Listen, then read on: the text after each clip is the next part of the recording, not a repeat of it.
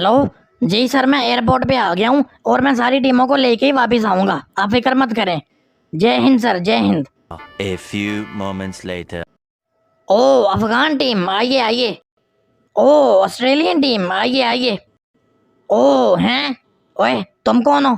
Pakistani team. हैं? Pakistani team. ऊंचा बोलो ऊंचा। पाकिस्तानी टीम।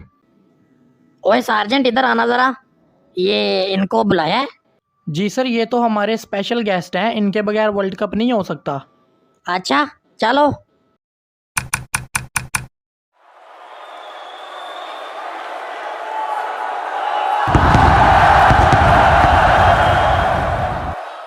रुको रुको, जाना नहीं जाना नहीं। मेरा नाम है फ़खर जमान, निकाल देता हूँ मैं पाकिस्तान टीम की जान। अपना तो यही तरीका है यारो, पहली गेंद पे ही विकेट दे मारो। आखिरी मिसरा, आखिरी आखिरी आखिरी मिसरा। इतना मुश्किल है मेरे लिए रन्स बनाना, जैसे निकालना हो कोई दबा हुआ खजाना। लगता है मेरी बारी आ गई, मैं अभी ज़रा आउट होके आया। One day later. हेलो, मैंने तुम ते पूतना था कि दुश्मन मुल्क ने ज़्यादा तंग तो नहीं दिया? नहीं सर, इन्होंने तो हमें तंग नहीं किया, बल्कि इन्होंने तो हमें बड़ा प्यार दिया।